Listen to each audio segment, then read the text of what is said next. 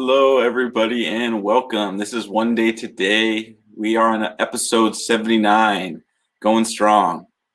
It's February 2021, and there's so much opening up in the world, the way I see it. And I say this a lot, but I have to always, remind myself, what this is about. Why do we have this stage? And it's especially, coming out of 2020, and all the all that opened up, all the chaos that ensued. There was opportunity in the obstacles that we as individuals face, and we as a collective, and as a human race. We've all found ourselves in a new space in the world that we didn't expect.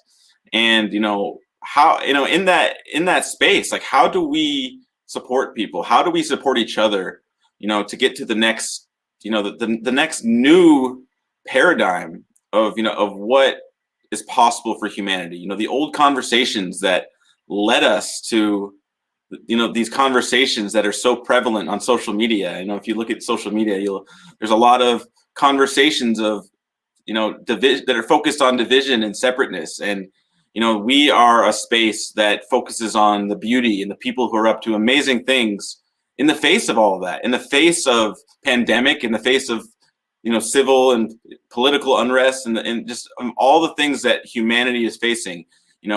Like it's like we collectively create what we focus on. And it's like a garden. What we water, whether it's the fruits and the flowers, or the water of the weeds, that's what grows.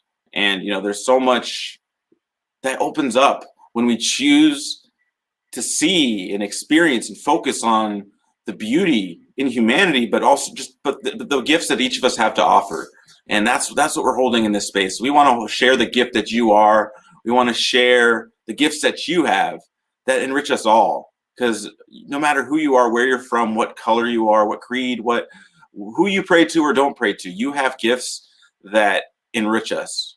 And that's why I'm standing, and that's why I'm holding this space, is to share the gift that you are, because your unique experience of the world and yourself is something unique, and it's something beautiful that when you share what you've gone through and what you've experienced and overcome, we all gain your wisdom. We all are lifted up by we all get courage from what you've gone through and found the strength to overcome.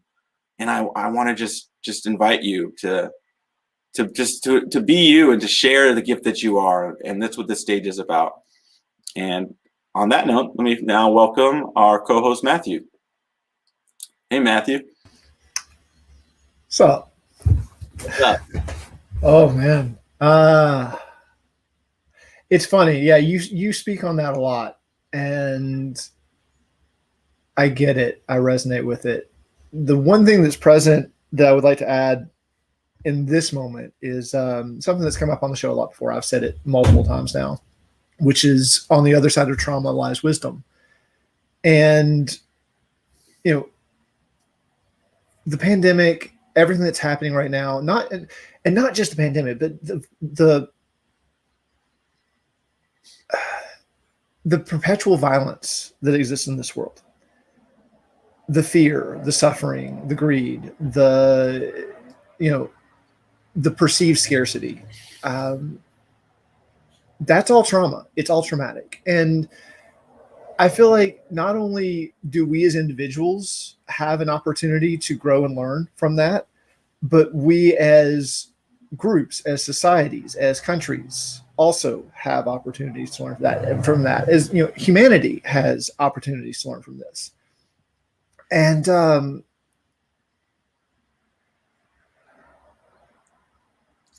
the thing that I see that's missing from most societies, it's something that we have here at One Day, and we constantly invite people into that, is vision, a vision. Where are we going? What exactly are we creating? For the last several thousand years, humanity seems to have been operating on autopilot. Like, we do things simply because it's possible, not really actually stopping to consider if it's meaningful or if it actually helps us achieve what we came here to achieve, whatever that happens to be. And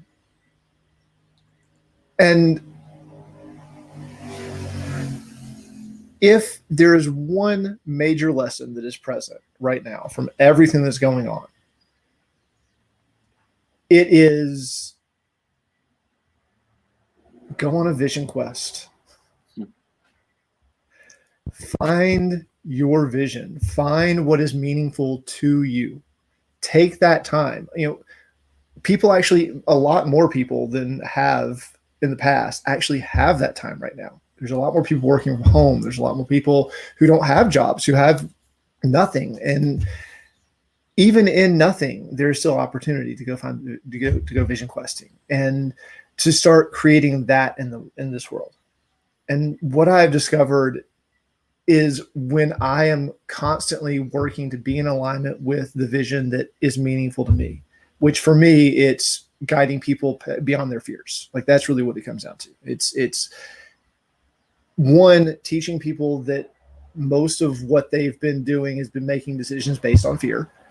And then two, guiding them to the other side of that fear and letting them discover self-sovereignty, like real, true, authentic self-sovereignty. Yeah. And that's what I would love to see happen. Like, I don't know if that's going to happen. I know we put that vision out there. I know that we encourage it. And this is a platform that gives that vision voice and invites others to come on and share their visions. Because, our vision may not align with everyone, and that's fine. But what vision does? What are you here to create? What are you here to be?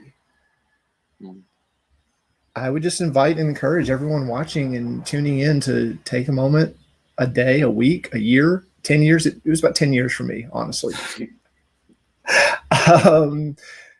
Tune in, find that. And then if what you are currently doing isn't in alignment with that vision, why are you still doing it? Just stop. Yeah. I love it because it is an invitation. It's absolutely, it's an invitation for us to experience. It's being beneficial. It's like, what, as you were saying, what is humanity? We have, as a humanity, we have a choice to live by chance or by choice. And I think having that, when we all actually see deep down what is important to us, I feel ultimately we all want our families to be okay. We all want to be okay ourselves. We want our communities to be okay. And like, what can we do to actually contribute to that for the sake of ourselves and each other? Because it's like ultimately loving my neighbor is loving myself and my family. There's no sweeping under the rug any toxic, whether any toxicity, whether it's physical, emotional, psychological, or spiritual, it comes back to bite us. Our inauthenticities and how we how we experience ourselves and each other. And that's what this is we invite people to share, what they're, as you said, what through the wisdom that was found through trauma and experience. And on that note, I want to welcome our first guest. I'm really excited to we have with us Angela Legh. Hello. Hello, Angela. Welcome. Thank you so much. I really resonate with what you both said. And, if I had to say what my vision is, it's to everybody bring love into the world. I love it. Well, I'm so excited to have you, Angela. If you're ready, I'm going to say, Angela, the stage is yours. Okay, I'll take it. Hello, I'm Angela Legh, and I'm an author. I write children's books, fairy tales that teach children to value themselves and also emotional intelligence, how to process emotions. In the COVID lockdown, there's been so much pain, people losing jobs, uncertainty, fear over getting COVID, and kids are isolated. They're in families and maybe their parents are overstressed because they're working at home and they're trying to get the kids through school, doing schoolwork. There are a lot of extra stresses on kids right now. And I am gifting 150,000 copies of my ebook, Bella Santini in the Land of Everlasting Change, to help kids get through this time. I come to this from a place of love, and I come to it because of what I went through. I was married at a young age to an older man who, at some point in the marriage, he became very controlling. Um, I don't want to cast aspersion. I don't want to cast him in a bad light, but he was coming from a place of pain. And in his pain, he didn't know how to truly love. He was emotionally abusive, he was controlling, and he was very disrespectful to me. I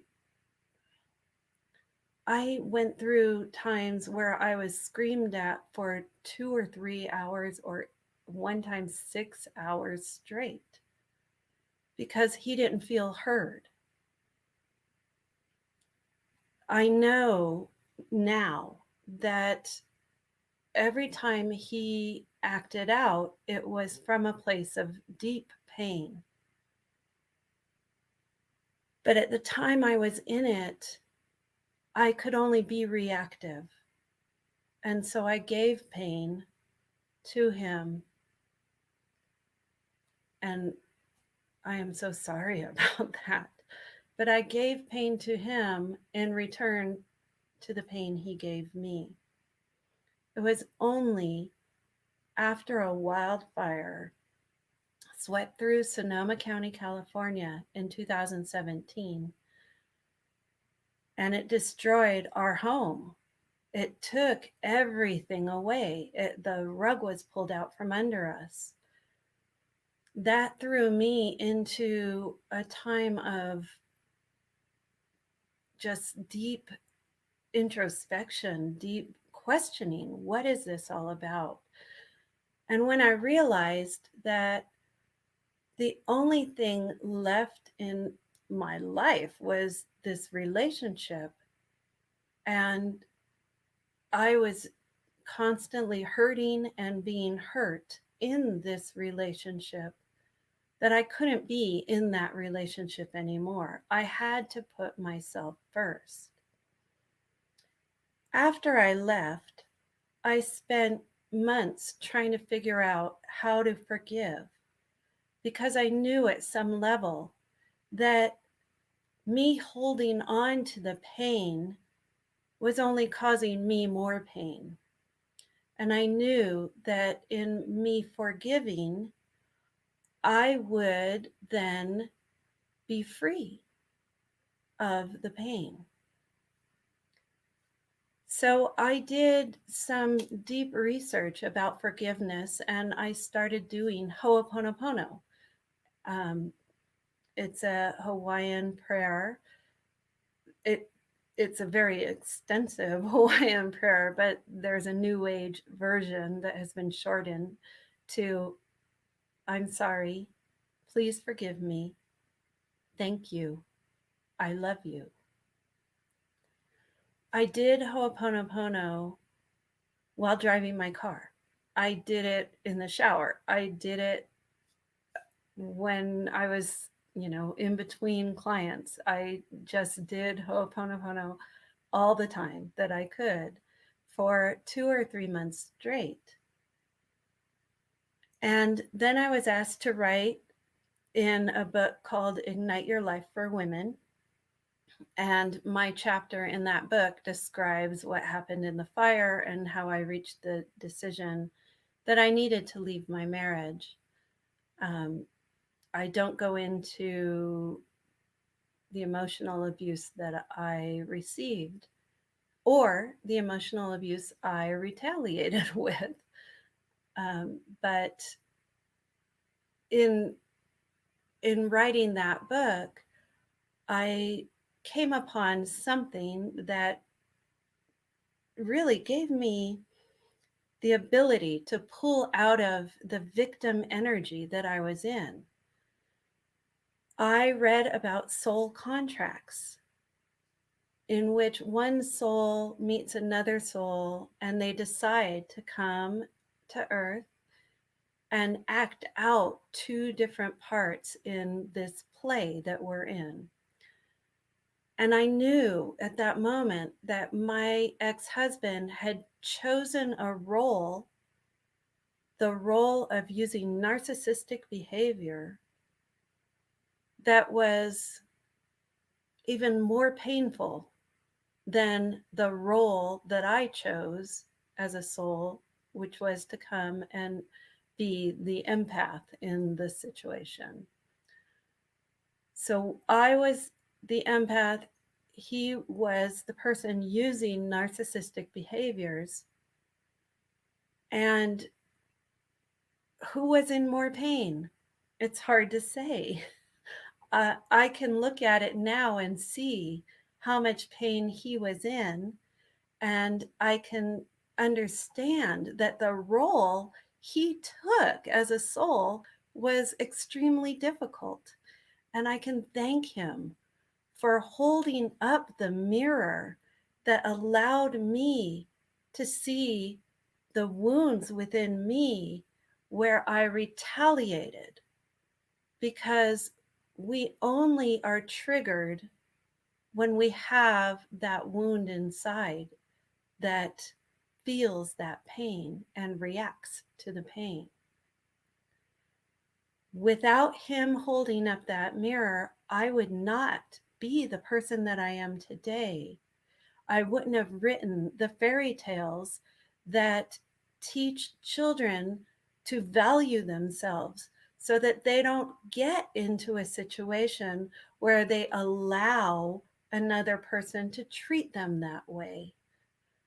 This is all just about everything that I went through in my life taught me what I needed to know to be able to teach kids and teach adults self-love and self-trust and valuing yourself enough to set boundaries and hold to your boundaries and never allow anyone to treat you in a way that denigrates you.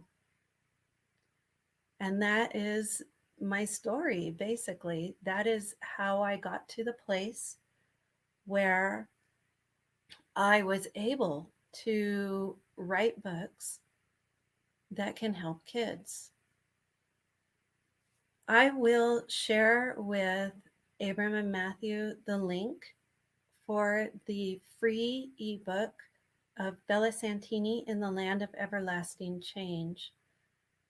It is so deep in my heart to give these books away to help children.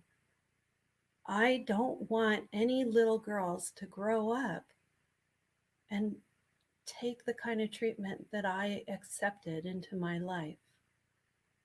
And I take responsibility for what I allowed into my life.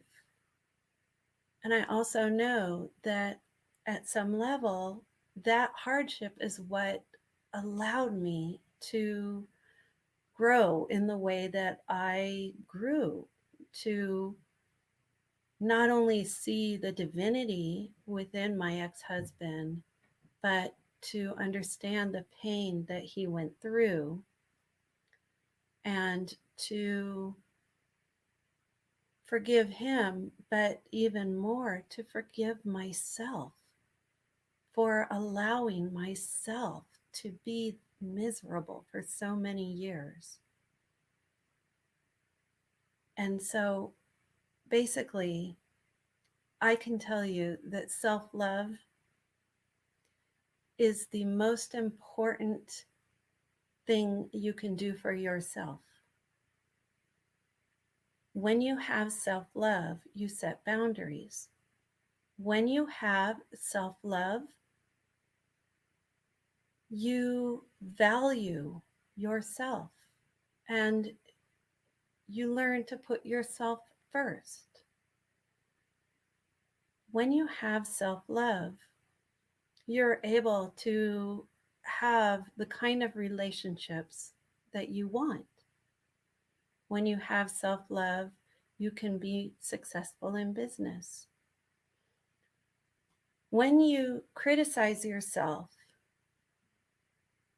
often when we're self-criticizing, we are just repeating words that others said to us at some point in time.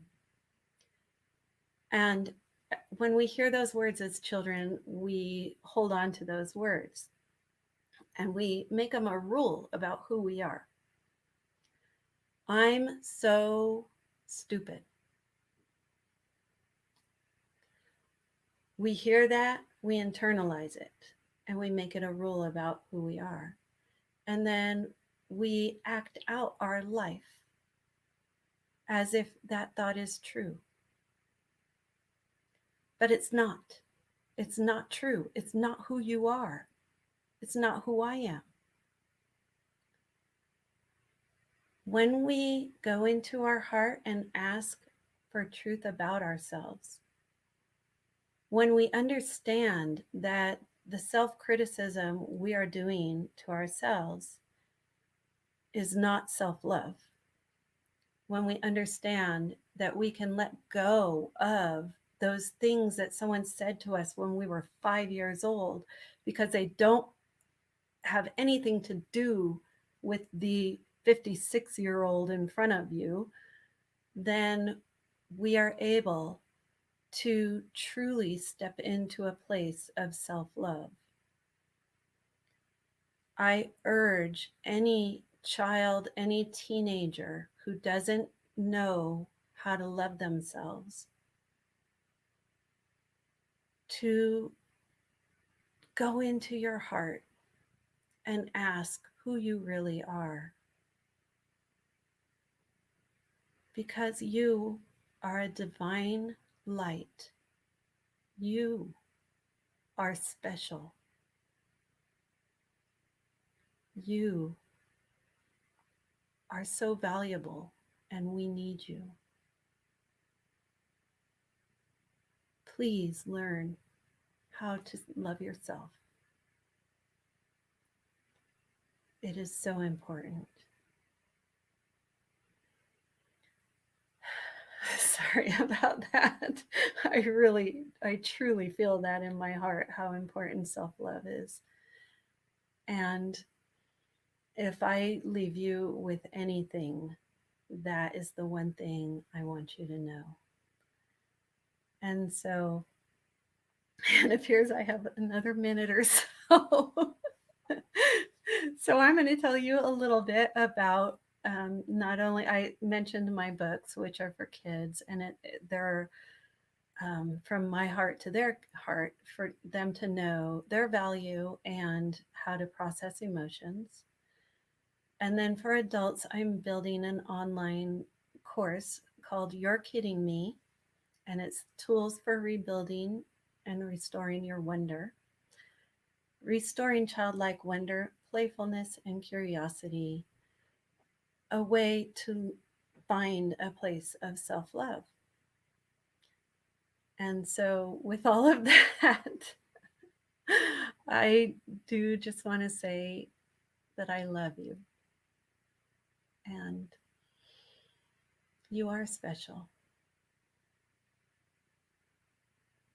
And thank you for listening. Thank you so much, Angela. I really acknowledge you're taking, all the things that you've been through in your life and just turning it around and just shining this beautiful light of love, and just for kids and adults alike. I resonate so much with what you're sharing, particularly, how I had a toxic relationship in the past, which, I could have spent a lot of time blaming, but ultimately she was a mirror for me to see where I was codependent, where like it was like if I were to blame her, I was avoiding responsibility, and it was really the opportunity for me to see the lessons that I needed to learn, and from that space, like I'm grateful for everything I've learned from her, and it's remarkable, like because and I'd love to hear your thoughts on this, like how in the depths of being in that lonesome valley, being in it doesn't seem like there's a way out. Yeah. And it seems so counterintuitive that the way out would be to look at the wound, to look at, and I would love to hear your thoughts on that. Like at what point did you see that transcending of the pain was actually something that was looking at it? I think when you're in the toxic relationship, it would take an extremely strong person to be able to rise above and look at it from those heights that you're describing. For me, I had to leave. I had to leave so that I could be more of myself, because I had given away myself in my marriage. So I had to regain myself before I could really start looking. And for me, it was a light switch. I read that article about soul contracts, and it was my mind, I was like, oh, that's it. Yeah, that makes so much sense. So for everybody, there's a different switch. There's a different thing that kind of wakes them up. For me, it took a wildfire because I was in that marriage for 32 years and I couldn't see myself leaving because that would hurt him. And it was only after I was shown how, in having no distractions, the relationship really stood out. And so that was when I had to make the decision. Yeah. That's it's so powerful what you're describing, like the path to love, the path to self-love, and ultimately, I mean, I feel like it's an old adage, but you have to love yourself before you can love others, and I feel that's it's so true, because we don't really even know, like, for me, it's like I didn't even know until I really knew who and what I was. I didn't, I feel like a lot of my life, because I was afraid of, I didn't, and we all have our own story, but my story was I don't belong and the world is dismissive. Mm-hmm. And until I discovered I made up that story, I wasn't really fully capable to be the support for others that I know myself to be now.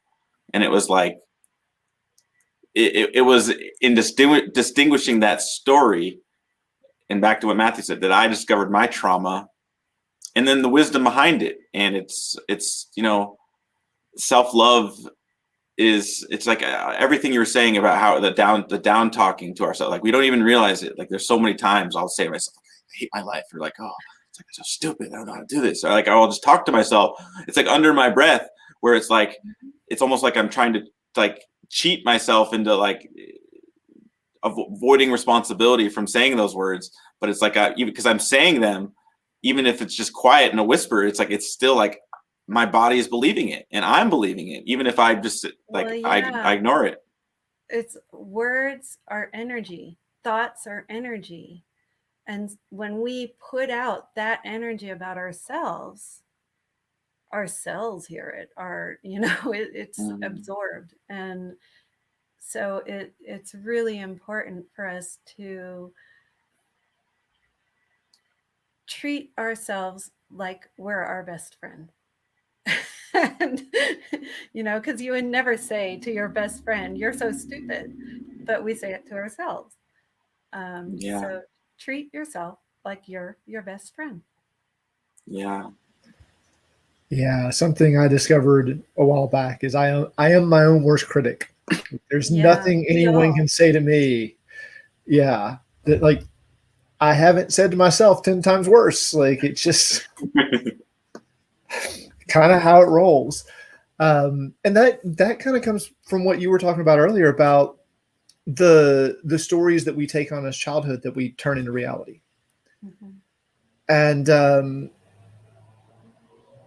that honestly, like today, I'm kind of where you're at. I wouldn't trade that for the world. As awful as it was in the moment, like as painful as the experience was, having that experience is what forged me into what I am today. Mhm. And each new trauma continues to forge me into something even bigger and better. Like Well, there's something two ways to learn and grow, and it's Kensho or Satori, and I don't remember which one is the one is painful and one is through beauty. Um,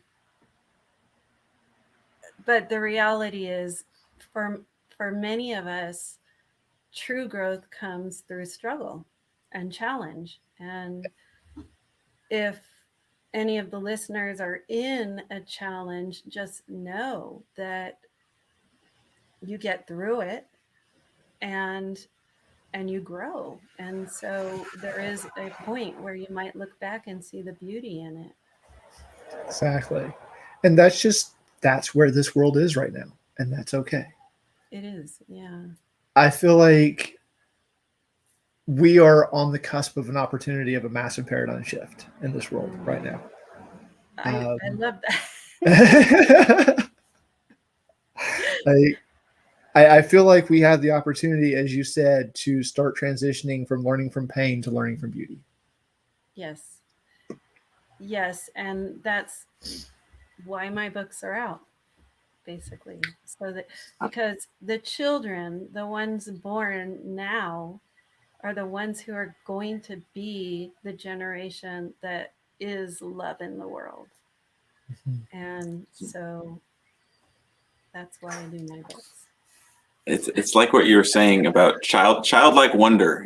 Wonder is something that I rediscovered very recently in the last couple of years, Mhm. and it's so powerful because it's not an intellectual thing. We want to believe.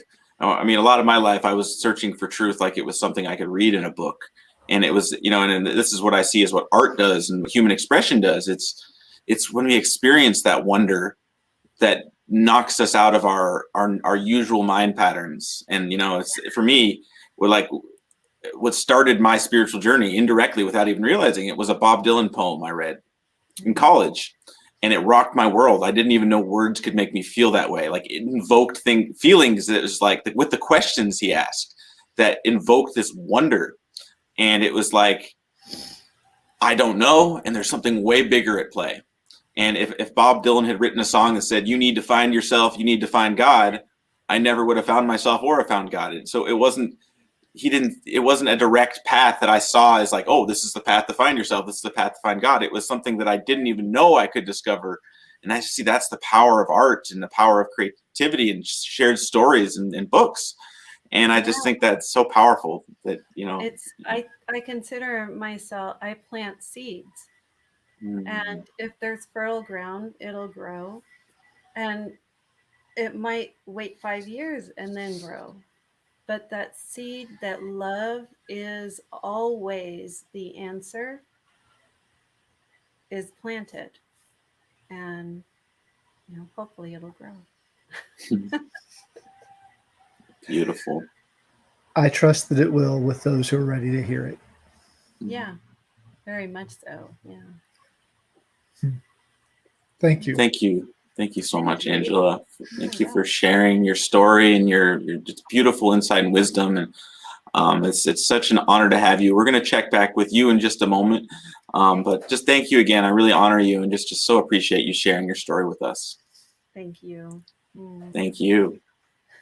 Thank you again, Angela. And thank you all tuning in with us. I want to take this moment to just invite you and encourage you share your story, share your experience. What have you faced in your life? What have you overcome that's allowed you to discover yourself, like your true self? Like what has allowed you, what has like lights up your heart, after all the things you've experienced in your life? What did you discover on the other side of that that's allowing you to do what, benefits us all? That's the stories that we want to share. We want to share you and just what you've been through, because we all rise together when we share just the experiences of our lives. And that's part of our mission, is bringing you and me and communities together in joyous celebration, unifying humanity in our diversity to create a better world for us all.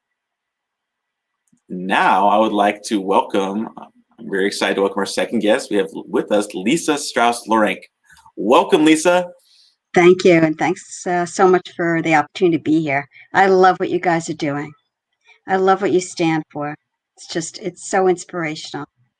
It's wonderful. Thank I'm you. a 60s kid, so Bob Dylan, I mean, what can you say? What can you say? There's no words. Yeah, 60s had a lot of there was an interesting time. I don't think there'll ever be a time in our country again that will look like that, to tell you the truth.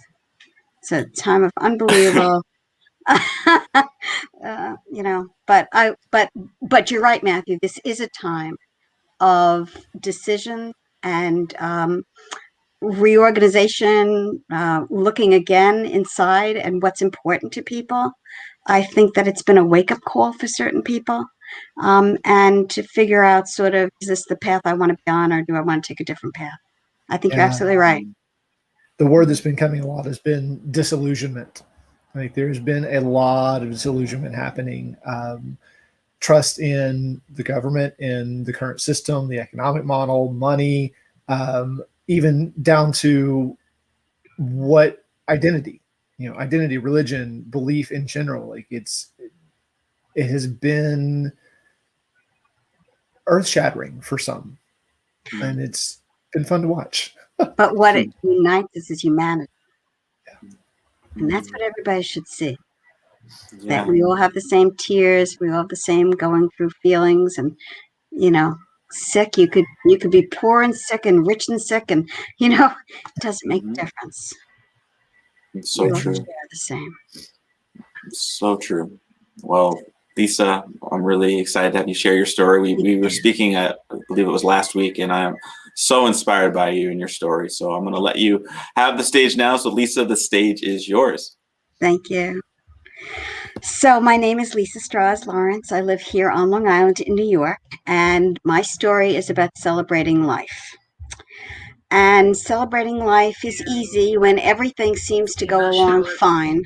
But celebrating life may not be as easy when you go through challenges in your life, particularly death. So it's so appropriate that I follow Angela, because this really is about children and growing up. So I want to start with the story of a 2-year-old who grew up in a suburban neighborhood, beautiful house, made from scratch, foundation and all. And this 2-year-old lost her mother, because her mother, who was pregnant at the time, ran across the street and was hit by a car. And her grandmother was there when it happened. So that's the mother's mother was there when it happened. It was entirely her fault. She was picking up a prescription and just didn't look both ways. And the driver, who was actually a service person, didn't see her or couldn't stop. And it was raining. So that 2-year-old lost her mother. And of course, the grandmother lost her daughter. The 2-year-old was an only child, and her mother was an only child. And that 2-year-old, I'm sure, as you guessed, is me. And it's so appropriate. You're not going to believe this, but it's very appropriate that I do this talk today. So 65 years ago, my biological mother was killed in an auto accident. And I've heard the story many times. I've heard it embellished many times. It certainly had an effect on my life. So at 2, I often wondered what people said to me, especially because, you know, in those days, you didn't talk about anything. I mean, you didn't take out a Mr. Rogers book and talk about death of a parent or death of a grandmother or anything like that. So I'm not sure what they said. I would assume that they said that she was missing, she was gone, she was on vacation. Who knows what they said? She was 26 years old. And my father at the time, 27-year-old, I can't even imagine what he was going through. They'd been married 6 years by that point. So my only understanding is that he left because he really couldn't cope. And my grandmother sort of took over. And who knows what was going on with her and my grandfather. So they found us an older person, a really sweet nanny kind of person who took care of us for 2 years. And my father, who desperately was looking for a wife and for mother, for me, found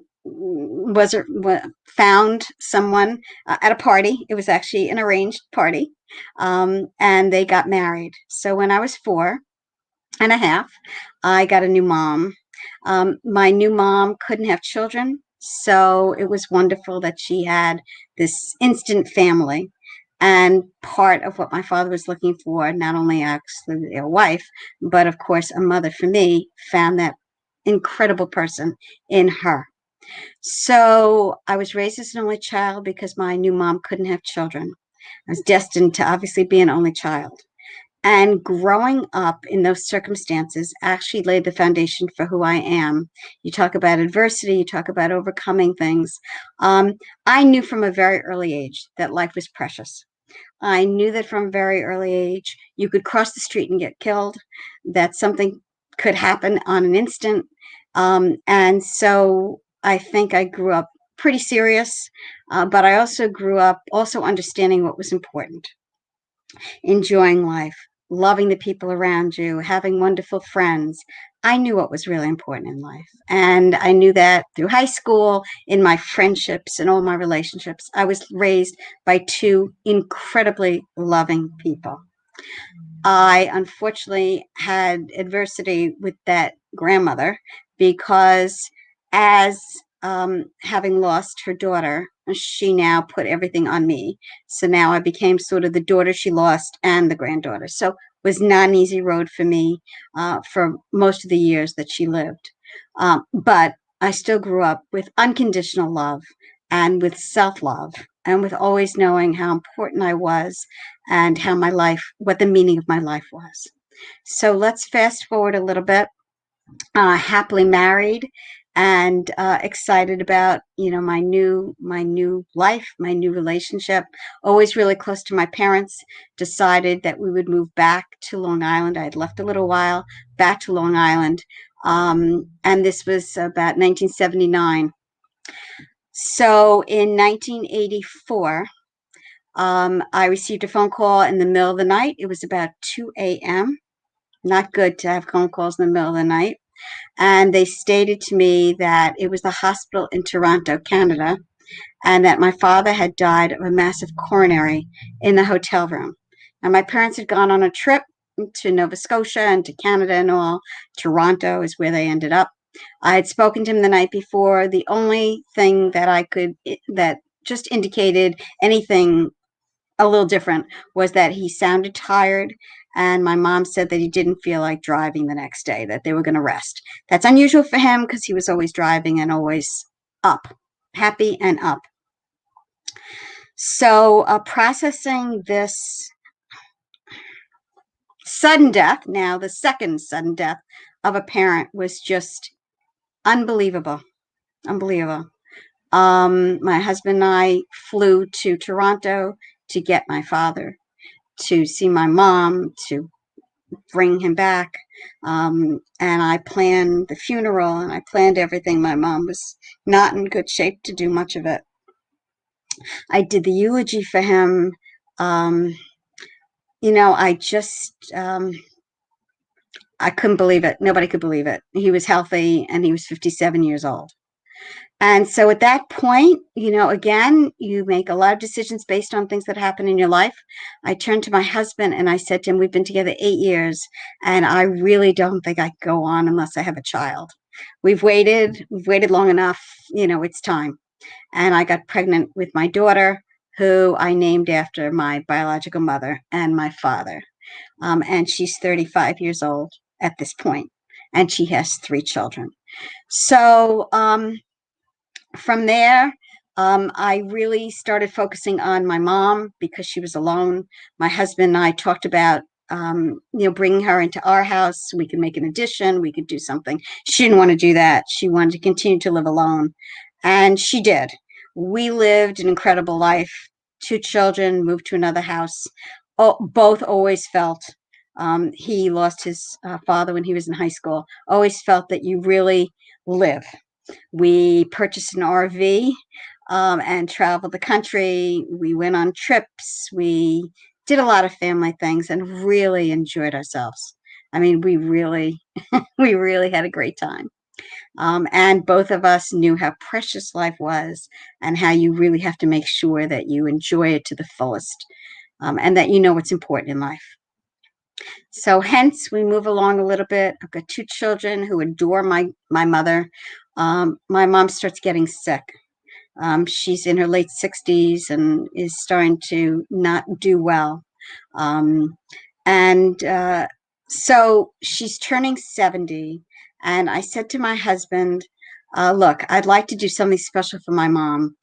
I don't know what's going on with her. She has some heart problems, some other things. Let's do something special. So we planned a surprise birthday party for her 70th birthday.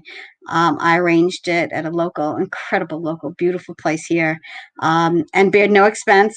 98 people, friends, relatives. We actually took her address book, copied it, and invited everyone that was in her address book. She had no idea because it was our 20th wedding anniversary. So she got a card saying, come to our anniversary, and everybody else got a card, come to the surprise birthday party. So we did an amazing job.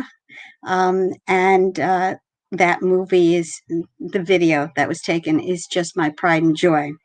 So surrounded by her friends and her family and all, about a year and a half later, she has bypass surgery. She's now 71. She goes in the hospital and she never comes out. It's 7 months of running back and forth, trying to figure out how to get her out of that hospital, trying to figure out how come it's one thing after the other thing, not getting answers. I was there day in and day out trying to figure out what to do. And she died. And I was with her when she died. She was mostly being kept alive by machines. And so she died. I was 46 years old. She had been in my life for 42 years. And she was 72. Still very young. Again, my philosophy of living life to the fullest and celebrating life. Okay. Moving right along, we continue to, move on with our lives, do important things, do the things that we want to do. Important to us, knowing that, we don't know what life is going to be. We don't know what the future is going to be. And we continue to live like that. And we always live like that. So my husband in 2007, started having pain in his stomach. And we didn't know what it was. We had no clue. We thought it was some stomach blockage and some other things. And so what happens is we go to the hospital and he's diagnosed with pancreatic cancer. And for 15 months, he suffers pancreatic cancer and ends up dying in 2009. That's 12 years ago. So I tell you all this because I want you to know that obviously I've lived with death all my life. But what really is important is that you celebrate the lives you have when you have them, and then you celebrate them even when they're gone. So out of that came 2 support books that I've self-published. One that's Pancreatic Cancer, Families, It's a Family Affair. And the other is Pancreatic Cancer, Families Move On. This book is the latest book that was published September 3rd, 2020. It's exactly 45 years since my husband and I met in Syracuse University. So this is dedicated to him, and it's a support book for families who are moving on with their lives without their loved ones. There are many ways to celebrate people who are gone. One is an online memorial. One is watching movies and doing things that they would enjoy. One is celebrating their birth date, which I've done many times. And for my mom, I watched that beautiful birthday celebration. I love that. So I've become a bereavement specialist, a bereavement counselor, and somebody who helps people not only grieve, but also figure out how to celebrate the lives of the people who are no longer with us. And that's really what it's about. It's really about celebrating your life. And before I don't have any more time left, I want to read the back of my book because it's an amazing quote by Rabbi Sylvan Kamens, and it's something that for everybody who has lost somebody in their lives and how to keep them with you. So here it goes. At the rising of the sun and its setting, we will remember you. At the blowing of the wind and the chill of the winter, we will remember you. At the opening of the buds and the rebirth of spring, we will remember you. At the blueness of the skies and the warmth of summer, we will remember you. At the rustling of the leaves and the beauty of autumn, we will remember you. At the beginning of the year and when it ends, we will remember you. For as long as we live, because you are part of us, we will remember you. And that, my friends, is what you need to do with everyone in your life, whether they are here or whether they are no longer physically here. Celebrate life. Celebrate your life. Do with it everything that you can. Live it to the fullest. And when you're gone, leave the legacy of who you were to the people who loved you and knew you. And that's my celebration of life. And oh, one more thing. I'm involved with a Sands of Time YouTube video series. I partnered with an end-of-life doula who helps people with the dying process and, of course, their families. And so we put up YouTube videos about stages and about things that help people. In the future, we're hoping to do some mini workshops, sort of a presentation series. People need to know how to do this better and need to live their lives fully, and how to die better, and then how to, again, move on with their lives afterwards. So those are some things that I'm involved with, and more to come. And I will continue to live my life fully and be grateful, by the way, to all those people who loved me unconditionally and who were an incredible part of my life. They live in my heart forever, and they never leave me, even though I have moved on with my life. And I'm very grateful for the new life that I have, including my partner and my 3 granddaughters. So that's my story. Thank you so much, Lisa. Your story is so powerful, and I just have to say, the level of gratitude you have is just contagious. It's just like life is so precious, and you just like your energy just is just screaming that, and it's so beautiful, to have gone through all of the trauma that you've gone through, and to just channel it outward to help others, and just to be grateful for the love that they do have in their life, whether people are still in their life or not. It's like we can honor everybody, take with the time we have, honor the people that are in our lives, but also the people that aren't in our lives. Just for that beautiful quote by the rabbi is just it's so powerful. It gave me the chills. I forgot to mention, by the way, that this book, all the monies go to the Les Garten Foundation. That's the world's largest private nonprofit that does pancreatic cancer research. All the monies. Okay, so yes. And I do have a website, familiesmoveon.com. I guess I'll throw that out too. I'll see if I can put that up as a banner really quick. Thank you. There was something that kept coming as you were speaking. I wish I could remember who said it, but she said there's two ways hearts can break. They can either break closed and we can retreat into ourselves and into our own pain, or they can break open and turn us to the beauty that is everyone else who is experiencing that as well. Oh, that's beautiful. And it feels like your heart broke open. Did. Was there someone who really inspired that perspective for you? I think it's my parents. I think my parents continually taught me about life, about love, about relationships. They were there for me. They knew, what I'd been through, and made sure that as a child and as an individual, that I would always feel love, know love, understand love. It was all about that. And if you have that, as Angela said, then you can give love. But if you don't have that, it's so hard to get past that. And people do. They do get past that. I used to be an early childhood teacher, so I know preschool and I know young children. And some can, but it's tough. It's a tough road. Yeah, it's like you've already transitioned into seeing the beauty and learning from the beauty. Like, yeah, there's been a lot of trauma, there's been a lot of change, there's been a lot of loss and grief, but you choose to see the beauty of it.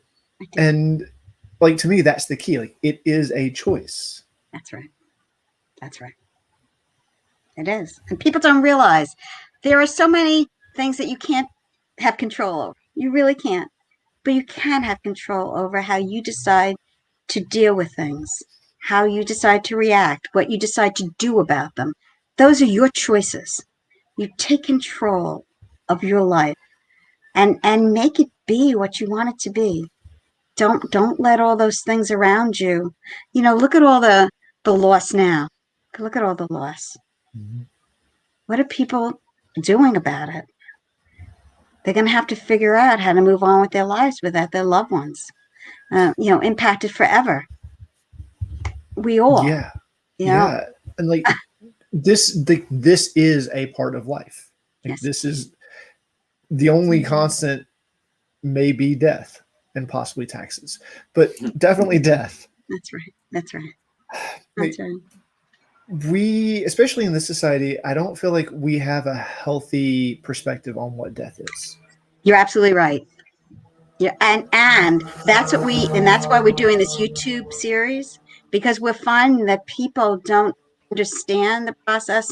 If they've been given a terminal diagnosis, they're off and they go to their own caves. And what about all the family and all the people who want to support them and care for them? There's so many things in that regard. That's end of life stuff. And then bereavement. You don't have to forget that person. Life does go on. It goes on differently. My partner is not like my husband, and nor would I want him to be. And I'm not like his wife, and nor would he want me to be. But we've created a new life for ourselves, and good for us. Good for us to be able to have lived and loved again. My husband's last words to me: promise me that you will not live alone the rest of your life. What a gift, huh? What a gift. 33 and a half wonderful, incredible years together. 2 children, 3 grandchildren. I am so grateful. I can't, it's really. I can tell. I feel it. Thank you. Thank you. Thank you for the opportunity to do this. This is a gift from both of you. I appreciate it. And the book, by the way, the book is called Pancreatic Cancer, Families Move On. And the first book was Pancreatic Cancer, It's a Family Affair. They're on Amazon. But if you go to my website, then I can contribute more money to Lustgarten Foundation. So beautiful. Thank you. I think this is a good time to bring Angela back in the mix. I want to give you both the time to interact, and you both shared so powerfully. But I want to give you an opportunity to Angela to share what Lisa shared, and Lisa what Angela shared. So welcome back. Thank you. And I was really struck by the conversation of choice, because we do so often feel like we don't have choice. And one thing I teach in my online course is, the Talmud says that we see the world as we are, not as it is. Mm, Mm. yeah. And when we are listening to those adults in our life as we're a child, they are seeing the world as they are. Mm, it's true. And that perspective might not fit the child. Yeah. And so when we realize that all this advice that we get is through the filter of that person, then we can choose to listen or incorporate it or not. And so we always get to choose our perceptions. And that's a really powerful thing. So Yeah. thank you for bringing that up. Yeah. Angela, what age are your books for? Since I used to be an early childhood teacher.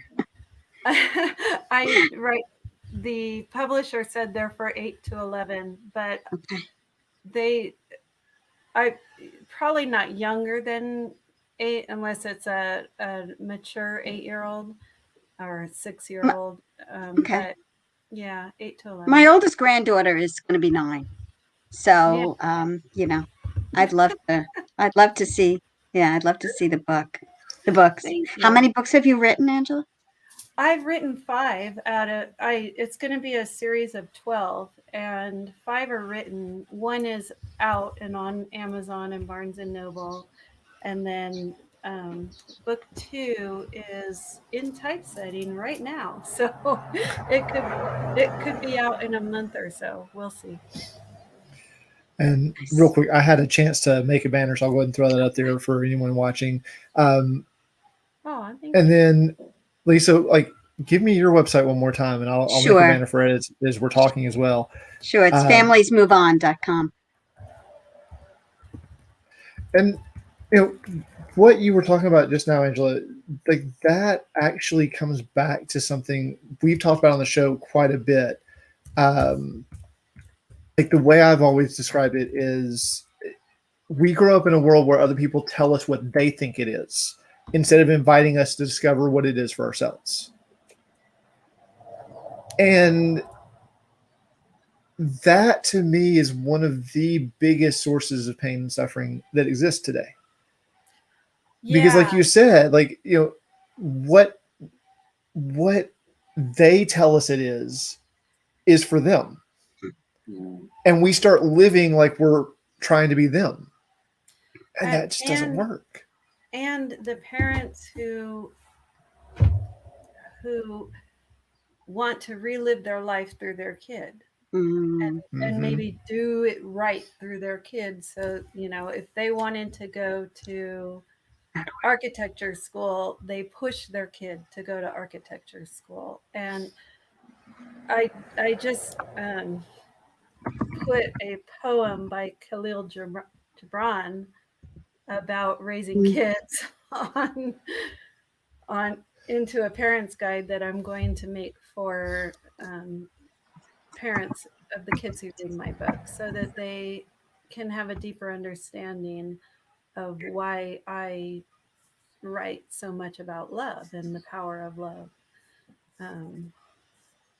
But yeah, it's it's really important for us to allow our children to be who they are, not who we want them to be. Mm. Yeah, that was the problem with my grandmother, by the way. I think that she wanted me to be something that I really couldn't be. I could never have been her daughter again. Right. And I'm sorry. I mean, I felt very badly. And I spent a lot of my life trying to make her happy. But I couldn't have made her happy. I could not have changed that. And by the way, it's .com, not .org. Okay, yeah, .com. Lustgarden is Lustgarden, but I just want to make sure people get to the site if they.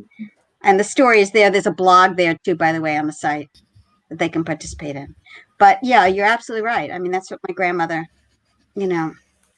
listen, it was her only child. And she lost her only child. Yeah. But that's not my fault. Not my fault. And yeah. The courage it takes to say that in this world is astounding. Like, just sometimes it just I get flabbergasted just with that thought that, like, it requires courage to say something like that. Like that says a lot about society to me right there. Yeah. And I love that we can actually have these discussions today. Yeah. It's a wonderful forum for it. Wonderful. The work you're doing Absolutely. is just so important to the world. Thank you.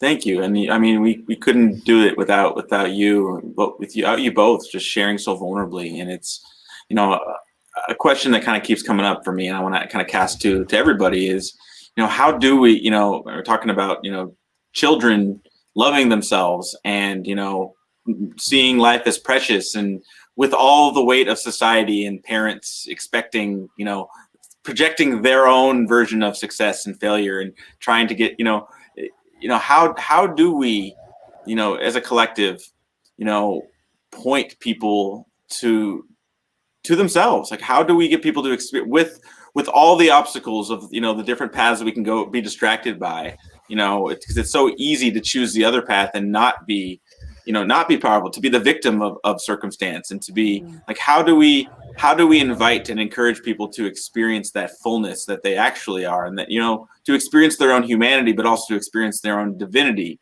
and, you know, something greater than themselves? And how do we invite children and adults alike to get that wonder and that gratitude to experience their own fullness? Wow. Yeah. No, I was an early childhood teacher, and for me as a preschool teacher, I always show them the wonder of learning, of being with each other, of being loved, you know, by each other, you know, how precious they are to each other. You know, I think you can teach those things when they're tiny. They have to always have that around them. The problem is that they may not have that in their families, as Angela pointed out. There's no parenting course. Who learns how to be a parent? Okay. And we model what we were based on what, you know, the parents were, and those parents, and, you know, on and on. So who stops that, you know? I don't know. Mm. You do. I do. I We think do. we all do. Yeah. Yeah. Yeah. As we have conversations like this, as we talk about gratitude and love, and the power of those two words alone hold so much power. And we touch hearts. And we touch hearts. Yeah, as we do our work, we touch hearts, and it spreads. You know, the people in this book, all right, there's 12 families in this book, all right? And I'm still friends with them from the time that we did the first book, and there were 20 families in the first book. So all those people, united by tragedy, learned how to move on and grow after the loss of their loved ones. You know, so people who read the book then give it to other people who can see, you know, that you still can celebrate somebody. So we're all role models for, you know, like you, Angela, for overcoming obstacles and challenges and situations in our lives, and that we can decide to do things differently and live, you know, fully and in a more positive way. As we said, these are choices that we can make. We have to empower ourselves and make people know that they are empowered. This is their lives. This is it. This is not some rehearsal, you know, we're going to go try this out. This is our lives. What are you doing with it? I think you hit the nail on the head. It's very much, it's, you know, it is sharing and sharing and sharing, you know, what allows others to discover. Like it's in our sharing our biggest trials that shows others that they do have that choice. And it's like we have that choice, because we all forget, like we all, you know, there's times I'm in my own fullness, and I feel just so, you know, free of, you know, have peace of mind and have this full experience of myself. And the next day it might just I'll just forget that completely. I just I wish this feeling will never go away. And then I'll wake up the next day and it's and it's this constant reminder. And when we share, just just from the heart and just fully, you know, what we've experienced.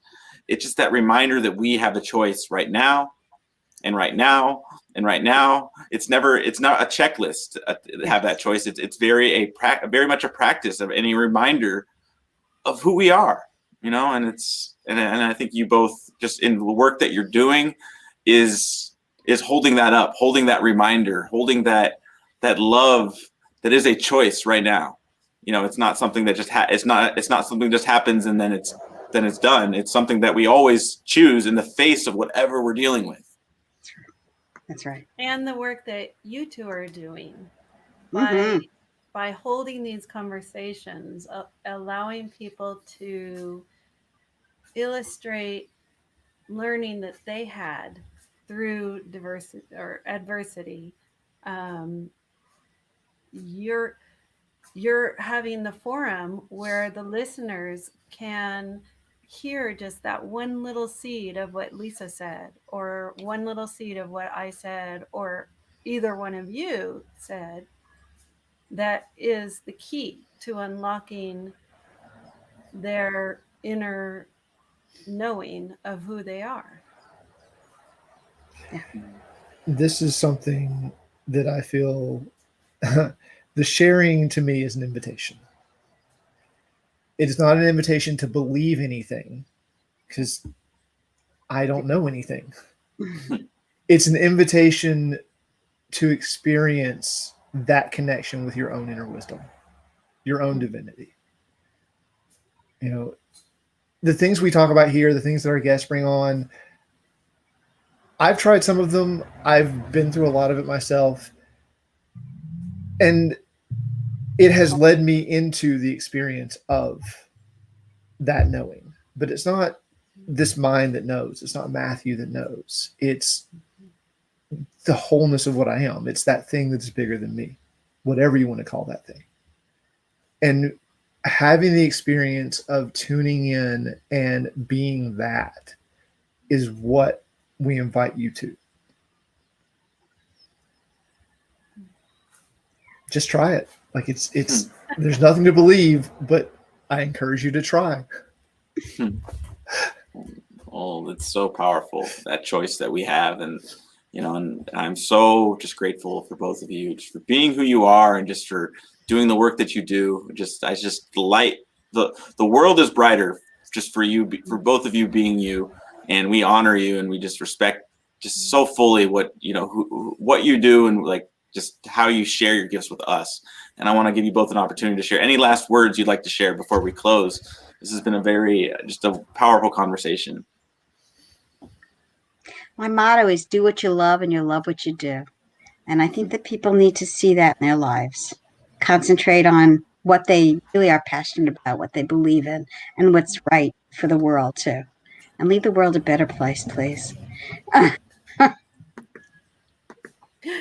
And I would just say that the enthusiasm and the sheer gratitude that Lisa shows, it's such a beautiful thing, because we can be hurt by what happens in our life and we can, as someone said, draw in, or we can be cracked open and let the light shine. And Lisa clearly was cracked wide open, and the light of her gratitude just really shines through.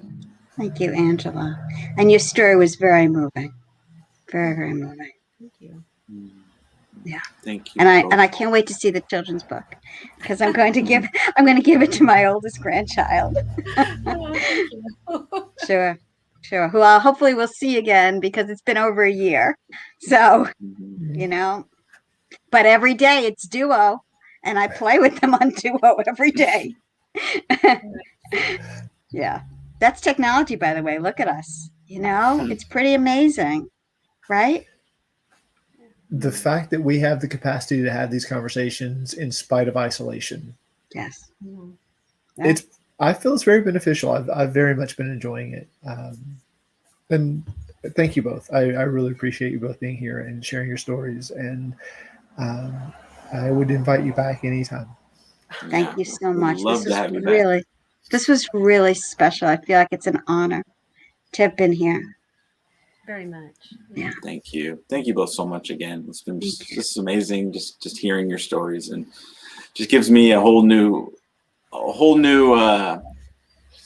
just what you every time we have this one of these conversations, it just inspires me and just breathes air into just the beauty and the love that's, it's, you don't have to go far if you look for it. And it's like, and you both are just a reminder of that, we all have this access to this, and it's something that, we are contributing to something, to all of us, but something also much bigger than all of us. And we're all, I see that we're all lifting each other up together. And it's like, when we all hold the wisdom that we all share, it's like, that's how we can't lose, when we all actually see and hold the space for ourselves and our neighbor for who we actually are, as opposed to the stories of who we're not, and just Right.